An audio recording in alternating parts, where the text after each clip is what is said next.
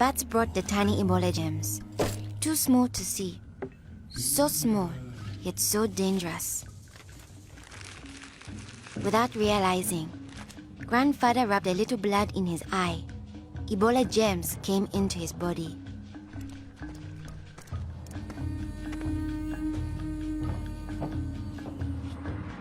Days went by. Then Grandfather got a terrible fever and weakness. We thought it was malaria, but he was soon much worse. He had vomiting and diarrhea. His fever got even higher. I ran to get the nurse. But Grandfather had already died. I was heartbroken. The nurse thought it might be Ebola, a disease caught from bush meat, but which spreads from person to person. Others in our region had already died of this new disease. Unless we understood the disease and followed their rules, it could spread further and kill many more people. She explained that Ebola was in the body fluids of someone who was sick or had died of Ebola. Their sweat, tears, mucus, saliva, vomit, diarrhea, urine, breast milk, sexual fluids, and blood. When we touch a sick person's body fluids, the Ebola germs can get into small breaks in our skin or into our eyes, nose, or mouth.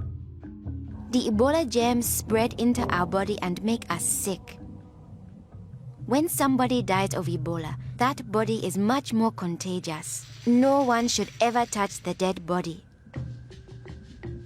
The nurse advised us to wash our hands with soap and water right away. She contacted the trained burial team to help us bury Grandfather's body safely. The burial team came. They comforted us and explained what they had to do to protect us. The team wore protective clothing that kept them safe from the dangerous germs.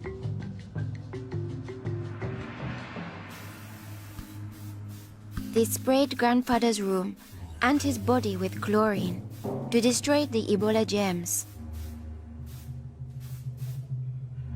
They put his body safely away in a bag. To prevent the spread of Ebola, no one could touch the body of anyone who had died with signs of the disease. They also burned his mattress, bedding, and clothes. Anything that might have his germs. All these actions made us safer. It was too great a risk to follow all our traditions. But we still honored Grandfather in the time of Ebola. Our chief gathered all the villagers together after Grandfather's death. He explained that it's natural for us to fear Ebola, but if we trust in our health workers and follow their rules, we could stop the disease. The nurse explained to us, when a person has symptoms such as fever, don't touch them. Get them to the treatment center right away. They will have the best chance of surviving and they won't spread Ebola. She advised us to wash our hands with soap and water many times a day. The whole village agreed to follow these rules.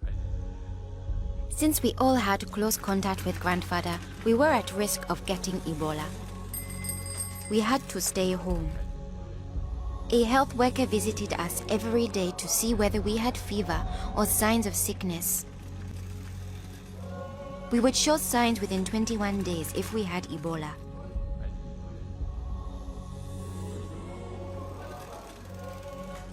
Many days passed, and I thought we would all stay healthy.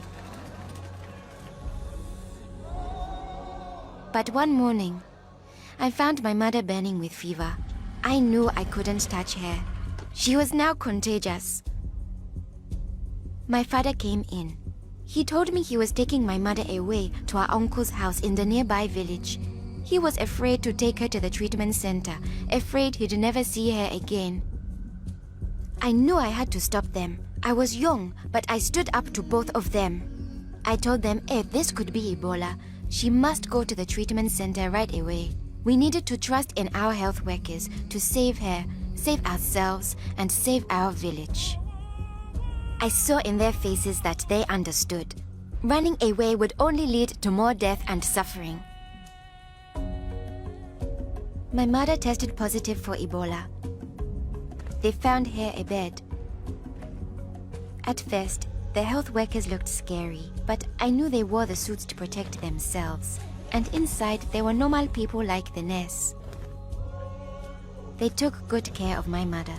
They gave her fluids, medicine, and food, and helped her body stay strong to fight Ebola. I missed my mother very much, but I could still talk to her on the phone. Sadly, some people in my village didn't survive, but my mother got better day by day. Soon, we were able to see her from a safe distance.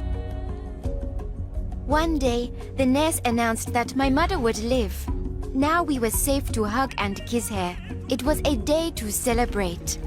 Our village followed their rules. We trusted our health workers, brought our sick for care right away, called for the safe burial team when one of our people died, and we always wash our hands with soap and water.